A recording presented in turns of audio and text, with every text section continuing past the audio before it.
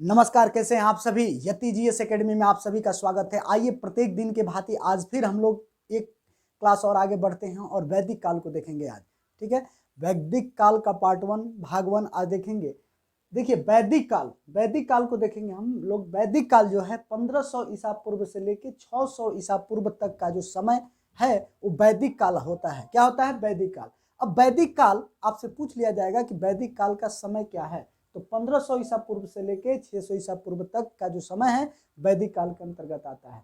अब इसमें हम लोग देखेंगे उत्तर वैदिक काल। वैदिक काल में भी दो समय में बांटा गया है, ऋग वैदिक काल और फिर उत्तर वैदिक काल। ऋग वैदिक काल और उत्तर वैदिक काल। ऋग वैदिक काल का समय है 1500 ईसा पूर्व से 1000 ईसा पूर्व के बीच जो घटनाएं हुए उसे ऋग वैदिक काल कहा जाता है।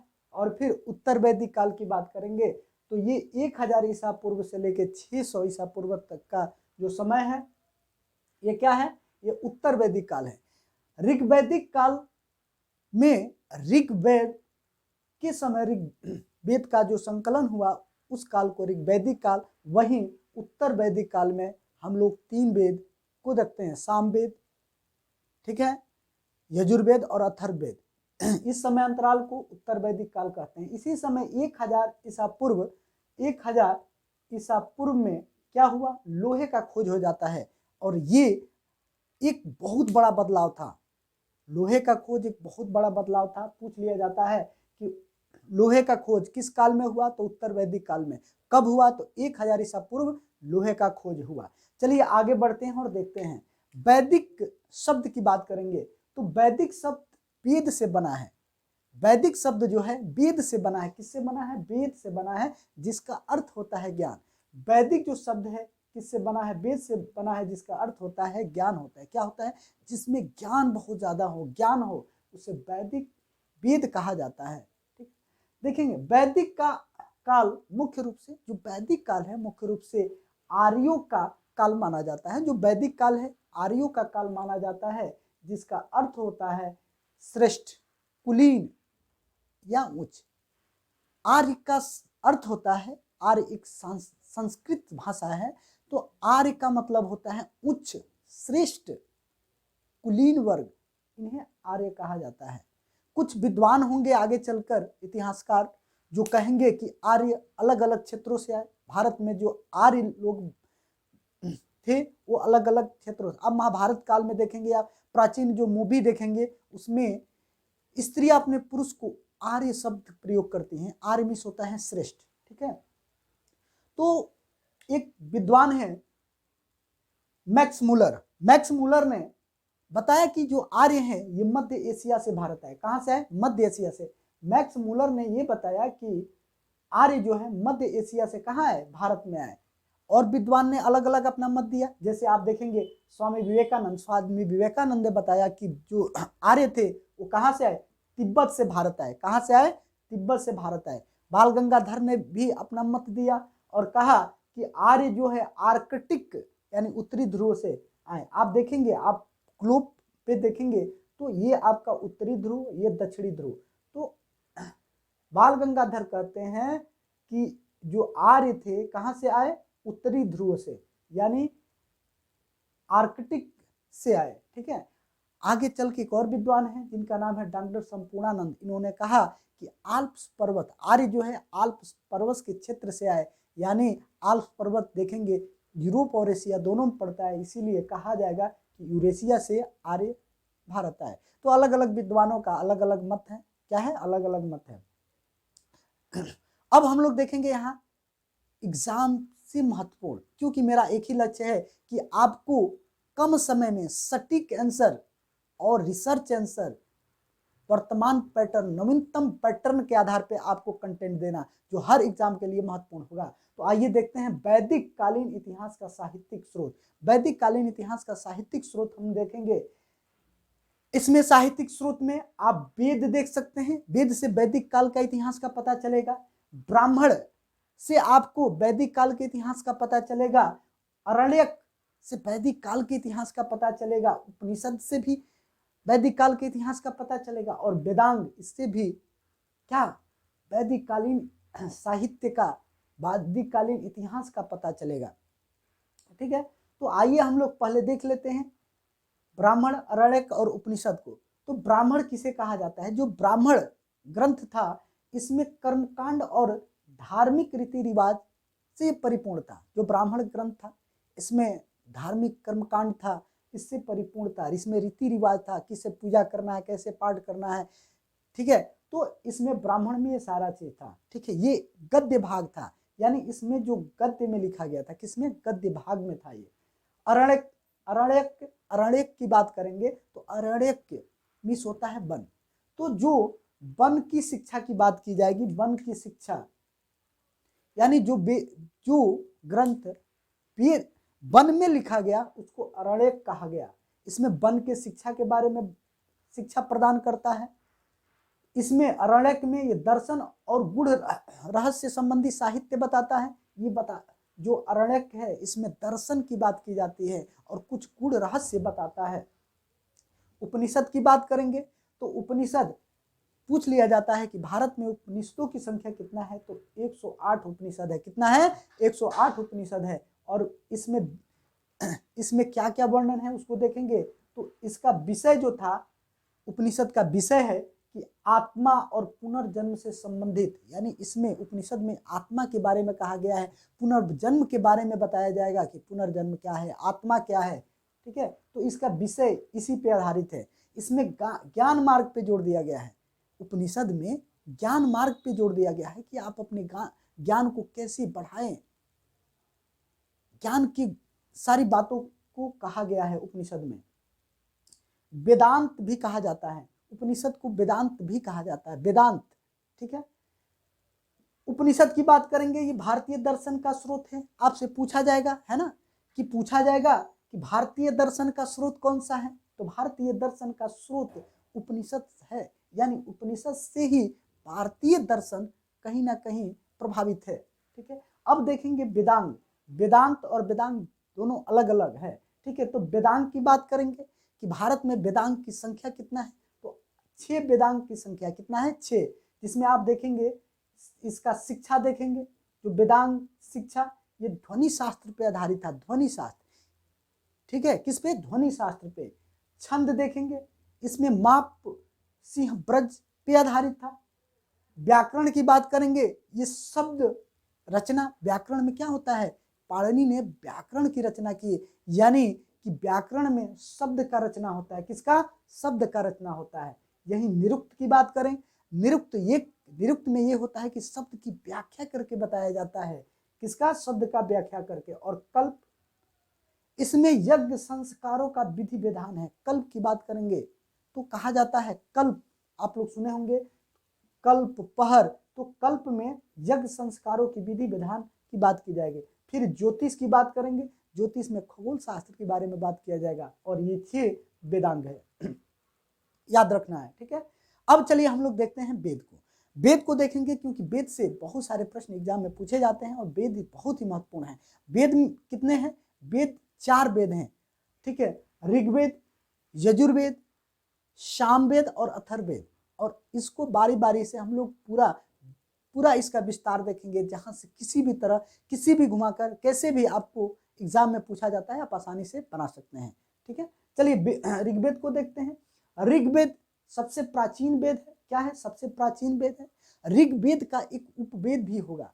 जैसे आप देखेंगे किसी व्यक्ति का नाम, ठीक है, राकेश है, उसका कुछ उपनाम भी होगा, जैसे गोलू, मोलू, सोनू। तो उसी प्रकार कि ऋग्वेद का उपवेद नाम है, उपवेद है यजुर्वेद। ऋग्वेद का उपवेद क्या है? यजुर्वेद है। ये प्राचीन वेद है। इसमें सूक्तों का संग्रह मिलता है, यानी देखेंगे इसमें सूक्त शब्दों का, सूक्तों का, मंत्रों का क्या है? संग्रह मिलेगा। ठीक है, और ऋग्वेद की बात करेंगे, ऋग्वेद में 10 मंडल हैं। कितने मंडल हैं? 10। ऋग्वेद में कितने मंडल हैं? 10 मंडल हैं, 1028 सूक्त हैं और 10,462 मंत्र हैं। ये पूछ लिया जाता है, ध्यान रखना है। अभी जो ऋग्वेद में 10 मंडल हैं, इस मंडल में भी अलग अलग मंडल पूछा जाता है। तो आप देखेंगे 2 से लेकर 7 तक जो मंडल है ये प्राचीन है। पूछ लिया जाएगा निम्नलिखित में से कौन सा मंडल प्राचीन है और कौन नवीन है, तो उस समय आपको ध्यान रखना है। तो 2 से लेकर 7 तक मंडल जो है प्राचीन है। यही 1, 8, 9 और 10वां मंडल जो है ये क्या है, बाद में जोड़ा गया है, इसलिए इसको नया मंडल कहा जाता है। क्या कहा जाएगा, नया मंडल। अब देखेंगे मंडल के बारे में, तो यहाँ देखेंगे आप तृतीय मंडल, ऋग्वेद में आप देखेंगे तृतीय मंडल। तृतीय मंडल ये बताता है, गायत्री मंत्र के बारे में बताता है कि तृतीय मंडल में वर्णन है किसका, गायत्री मंत्र का, जो सविता नामक देवता को समर्पित है, से संबंधित है, यानी समर्पित है। गायत्री मंत्र किसको, सविता नामक देवता को क्या है, समर्पित है। और गायत्री मंत्र का रचयिता कौन है, विश्वामित्र। आप देखेंगे कि गायत्री मंत्र पूछ लिया जाता है एग्जामों में, गायत्री मंत्र के लिए रचयिता कौन है, तो विश्वामित्र। कौन है, विश्वामित्र। 7वां मंडल को आप देखेंगे, 7वां मंडल यानी 7वां मंडल में दशराग युद्ध का वर्णन है। 10वां मंडल में दशराग युद्ध, और ये दशराग युद्ध सुदास और 10 जन के बीच हुआ था। माने एक पक्ष में केवल सुदास था और दूसरे पक्ष में 10 बड़े बड़े राजा थे, लेकिन सुदास की वीरता चतुरता के कारण 10 राजा को हरा दिया। यानी सुदास क्या किया कि सभी को हरा दिया, सुदास 10 जनों को हरा दिया। और ये युद्ध कहाँ लड़ा गया था, रावी नदी के तट पे। रावी नदी का प्राचीन नाम परुशली नदी है। तो आपसे पूछ लिया जाएगा कि दशराग युद्ध कहाँ लड़ा गया, तो रावी नदी के तट पे, ध्यान रखना है, ये एग्जाम में पूछा जाता है। 9वां मंडल की बात करेंगे, 9वां मंडल, 9वें मंडल में पूछ लिया जाएगा निम्नलिखित में से 9वें मंडल में क्या वर्णन है, तो 9वें मंडल में सोम देवता का उल्लेख मिलता है। किसका, सोम देवता का। और सोम देवता वनस्पति के देवता के रूप में जाना जाता है। सोम देवता कौन है, ठीक है। ऋग्वेद में मंत्र रचयिता स्त्रियां जो हैं लोपामुद्रा, साची, घोषा और कक्षावृत है। कौन है, लोपामुद्रा, साची, घोषा और कक्षावृत। यजुर्वेद की बात करेंगे, यजुर्वेद यह यज्ञ संबंधी सूक्तों का संग्रह मिलता है। यजुर्वेद की बात करेंगे, इसमें यज्ञ संबंधी सूक्तों का संग्रह मिलता है। यज्ञ में बलि संबंधी मंत्रों का संग्रह मिलता है, यानी कि यज्ञ आप करते हैं तो बलि देते हैं, दान करते हैं, ठीक है। बलि को टैक्स भी कहा जाता है। तो यहाँ बलि संबंधी क्या है, मंत्रों का संग्रह यजुर्वेद में मिलता है। इसमें सर्वप्रथम राजसु यज्ञ तथा वाजपेय यज्ञ का उल्लेख मिलता है। किसमें, ठीक है, किसमें, यजुर्वेद में। और यजुर्वेद का एक उपवेद है धनुर्वेद। क्या नाम है, धनुर्वेद, जो एग्जाम में पूछ लिया जाता है, ध्यान रखना है। चलिए आगे बढ़ते हैं और देखते हैं हम लोग सामवेद को।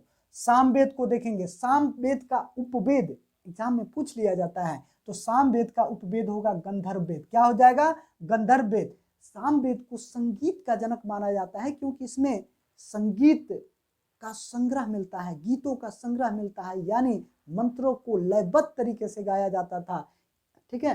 तो इसका उपवेद होगा गंधर्व वेद। और संगीत का जनक आपको एग्जाम में पूछा जाए तो सामवेद, ठीक है। अथर्ववेद की बात करेंगे, अथर्ववेद का उपवेद होता है शिल्पवेद। क्या होगा, शिल्पवेद।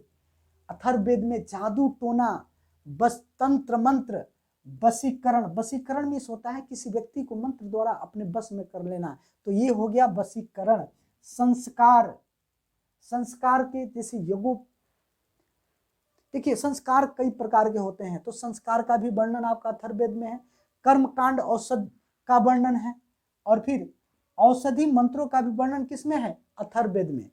और अथर्ववेद में प्राचीन काशी का उल्लेख भी कहाँ मिलता है, अथर्ववेद में, ठीक है। चारों वेदों को क्या कहा जाता है, एग्जाम में पूछ लिया जाएगा कि चारों वेद को क्या कहा जाता है, या संहिता कहा जाता है। चारों वेदों को संहिता कहा जाता है या श्रुति भी कहा जाता है। श्रुति माने प्राचीन काल में आप देखेंगे कि पीढ़ी दर पीढ़ी ज्ञान का सुश्रुत यानी सुन कर ट्रांसफर होता था, ठीक है, या हस्तांतरण होता था। तो चारों वेद को संहिता कहा जाता है। वहीं ऋग्वेद, यजुर्वेद और सामवेद को वेद त्रयी कहा जाता है। क्या कहा जाता है, वेद त्रयी। यहाँ एग्जामों में पूछ लिया जाता है निम्नलिखित में से कौन, ठीक है, वेद त्रयी का हिस्सा नहीं है। सामवेद, अथर्ववेद, ठीक है, यजुर्वेद, ऋग्वेद। तो यहाँ पे आप देखेंगे अथर्ववेद वेद त्रयी का हिस्सा नहीं है, इसको ध्यान रखना है। वेद का संकलन करता, आप देखेंगे पूछ लिया जाता है वेदों का संकलन करता कौन थे, तो ये है, कौन है, वेद का संकलन करता महर्षि कृष्णदेवपायन वेद व्यास। इनका पूरा नाम है महर्षि कृष्णदेवपायन वेद व्यास, ठीक है। ऋग्वेद के बारे में और कुछ जानते हैं। ऋग्वैदिक काल में सबसे पवित्र नदी कौन मानी जाती थी? तो सरस्वती। ऋग्वैदिक कालीन में सबसे प्रसिद्ध नदी जो थी वो सरस्वती थी। पुरुष देवताओं की प्रधानता थी उस समय, ऋग्वैदिक काल में पुरुष देवताओं का प्रधानता था, इसलिए ऋग्वेद में इंद्र के बारे में 250 बार वर्णन है। यानी ऋग्वैदिक काल यानी ऋग्वेद वाले काल समय में किसकी प्रधानता था? पुरुष देवताओं की प्रधानता था। और इसमें सबसे प्रमुख कौन थे? इंद्र थे। कौन थे? इंद्र। इंद्र को पुरंदर भी कहा जाता है, यानी दुर्ग या किला तोड़ने वाला, दुर्ग या किला तोड़ने वाला। ठीक है। दूसरे सबसे प्रमुख देवता थे अग्नि। कौन थे? अग्नि, जिनका उल्लेख 200 बार मिलता है। क्या मिलता है? कितने बार? 200 बार। और यहाँ देखेंगे कि अस्तोमा सदगमय, अस्तोमा सदगमय का उल्लेख भी ऋग्वेद में मिलता है। निम्नलिखित में से पूछ लिया जाएगा, निम्नलिखित में से किस वेद में अस्तोमा सदगमय का उल्लेख है? तो किसमें? ऋग्वेद में। ठीक है। आइए कुछ प्रमुख उपनिषदों को देखते हैं जहां से प्रश्न पूछ लिया जाता है। तो प्रमुख उपनिषदों में आप देखेंगे मुंडोक उपनिषद। मुंडोक उपनिषद में सत्यमेव जयते का वर्णन है। क्या है? सत्यमेव जयते। एग्जाम में पूछ लिया जाता है किससे सत्यमेव जयते लिया गया? सत्यमेव जयते यानी हमेशा सत्य का विजय हो, तो ये मुंडक उपनिषद से लिया गया। कठोपनिषद, यम और नचिकेता का संवाद। आप छोटे क्लासों में पढ़े होंगे यम और नचिकेता का संवाद। यम से नचिकेता, एक छोटा बालक, किस प्रकार संवाद करता है और उसके चालाकी और चतुरता को देखकर यम उसको क्या करते हैं? उसको आशीर्वाद देते हैं। क्या करते हैं? आशीर्वाद देते हैं। ठीक है। बृहदारण्य उपनिषद, इसमें अश्वमेघ यज्ञ का वर्णन है। किसका? अश्वमेघ यज्ञ का वर्णन है। ठीक है। ऋग्वैदिक नदी, ऋग्वैदिक नदी की बात करेंगे। ऋग्वैदिक नदी में प्राचीन इसका नाम और आधुनिक नाम। ऋग्वैदिक काल में कुछ नदी होंगे जिसकी प्राचीन उस समय नाम था और वर्तमान में क्या नाम है? तो देखेंगे सिंध, ये प्राचीन नाम है सिंध। सिंध का आधुनिक नाम क्या है? सिंधु। वितस्ता का आधुनिक नाम है झेलम। अस्किनी, अस्किनी का आधुनिक नाम है चेनाब। और पुरुषणी का आधुनिक नाम है रावी। विपाशा, विपाशा का आधुनिक नाम क्या है? ब्यास। और फिर देखेंगे सुतुद्री, सुतुद्री का आधुनिक नाम है सतलज। सदानीरा का आधुनिक नाम है गंडक। सदानीरा का क्या नाम है? गंडक। और ये आपको देखेंगे बार बार एग्जाम में पूछ लिया जाता है। दृष्टि, इसका नाम है घग्गर, आधुनिक नाम घग्गर और सरस्वती भी कहा जाता है। गोमती, गोमती का आधुनिक नाम है गोमल। क्या नाम है? गोमल। और कुंभा जो अफगानिस्तान की नदी है, इसको वर्तमान में काबुल के नाम से जाना जाता है। और ऋग्वैदिक काल में सबसे प्रमुख नदी जो थी, सबसे महत्वपूर्ण नदी सरस्वती थी। वहीं ऋग्वेद में गंगा और यमुना नदियों का मात्र एक बार उल्लेख है। कितने बार? एक बार उल्लेख है। किसका है? गंगा और यमुना नदी के। अब देखते हैं आश्रम व्यवस्था को। किसको देखेंगे? आश्रम व्यवस्था। आश्रम व्यवस्था ये उत्तर वैदिक काल में उद्धृत हुआ, यानी उत्तर वैदिक काल में आश्रम व्यवस्था आया। और ये 4 आश्रमों की बात करता है। यानी कितने आश्रम थे? 4। ठीक है। इसमें आश्रम देखेंगे, आयु वर्ग देखेंगे और धर्म देखेंगे। आश्रम व्यवस्था में पहला था ब्रह्मचर्य। ब्रह्मचर्य, इसमें आयु वर्ग की बात करेंगे, ये 0 से लेकर 25 वर्ष तक की बात करेंगे। ये ब्रह्मचर्य कोई भी व्यक्ति होता था, कोई भी लड़का होता था, 0 से लेकर 25 वर्ष तक की आयु, ये ब्रह्मचारी की तरह जीवन व्यतीत करना होता था। और इसमें पूरा ज्ञान प्राप्त करना होता था, यानी ज्ञान प्राप्ति का समय था। गृहस्थ, गृहस्थ 25 से लेकर 50 वर्ष तक, ये समय जो था, इनका धर्म था सांसारिक जीवन व्यतीत करना। क्या करना? सांसारिक जीवन व्यतीत करना। ठीक है। वामप्रस्थ, ये 50 से लेकर 75 वर्ष की आयु को वामप्रस्थ जीवन कहा जाता है। वामप्रस्थ जीवन, जिसमें ईश्वर का ध्यान लगाना ही इन लोग का उद्देश्य था। फिर सन्यासी, सन्यासी का उम्र था 75 से 100 वर्ष, और इसमें सन्यास ले लेना होता था। घर द्वार सबको त्याग कर सन्यास यानी मोक्ष हेतु तपस्या करना होता था। ये 4 आश्रम हुए जो जीवन के 4 पड़ाव हैं। अब इसमें पूछ लिया जाएगा कि ब्रह्मचर्य, गृहस्थ और वामप्रस्थ का उल्लेख किसमें मिलता है? तो एक उपनिषद है छांदोग्य उपनिषद। छांदोग्य उपनिषद में ब्रह्मचर्य, गृहस्थ और वानप्रस्थ अवस्थाओं का वर्णन मिलता है। वहीं चारों आश्रमों का उल्लेख जबालो उपनिषद में मिलता है। किसमें? जलबालो उपनिषद में। पूछ लिया जाएगा निम्नलिखित में से किसमें चारों आश्रमों का उल्लेख मिलता है? तो जबालो उपनिषद में। अब देखते हैं पुरुषार्थ। ये भी अवधारणा उत्तर वैदिक काल में आया पुरुषार्थ, और पुरुषार्थ 4 प्रकार के थे। ये पुरुषार्थ होंगे धर्म, अर्थ, काम और मोक्ष। यानी कितने प्रकार का पुरुषार्थ है? 4 प्रकार के, धर्म, अर्थ, काम और मोक्ष। आपसे पूछ लिया जाएगा कौन पुरुषार्थ का हिस्सा नहीं है, और फिर 4 विकल्प दिया जाएगा, इसलिए आपको ध्यान रखना होगा। ऋण कितने प्रकार के? 3 प्रकार के ऋण हैं। 3 ऋग्वैदिक काल में कितने प्रकार के ऋण थे? 3 प्रकार के, जिसमें आप देखेंगे पितृ ऋण, ऋषि ऋण और देव ऋण। 3 ऋण की वर्णन किया जाता है, जबकि मात्र ऋण जो है ये ऋण में नहीं शामिल है, क्योंकि मात्र ऋण जो है ये ऋण से ऊपर है, ये पूरा नहीं किया जा सकता। माताओं का बच्चों पे इतना समर्पण रहता है कि ये ऋण में नहीं आता, यानी ये कोई चुका नहीं सकता, इसीलिए ये ऋण से ऊपर रखा गया है। यानी मातृ ऋण क्या है? ऋण का हिस्सा नहीं है। मात्र 3 है, पितृ ऋण, ऋषि ऋण और देव ऋण। ठीक है, तो ये आपका एक पूरा संतुलित साधा रिसर्च टॉपिक हुआ, जिसमें नवीनतम पाठ्यक्रम को देखते हुए आप टीचर, फेज 3, बिहार एसआई, ठीक है, बीपीएससी, सिविल सर्विसेज तक का कंटेंट यहाँ से आप आसानी से मात्र एक वीडियो से, ठीक है, वैदिक काल का पूरा कर सकते हैं। और मेरा एक ही मकसद है कि आपको कम समय में ज़्यादा कंटेंट उपलब्ध कराएं, जिससे आपका तैयारी सुगम और सुचारू रूप से चलता रहे। यही मेरा एक छोटा प्रयास है, और फिर हम इसके पार्ट 2 लेकर अगले क्लास में आएंगे। तब तक के लिए आप सभी को नमस्कार, और सभी लोग लाइक और सब्सक्राइब करें कि और ज़्यादा से ज़्यादा जानकारी हम आप तक पहुंचा सकें।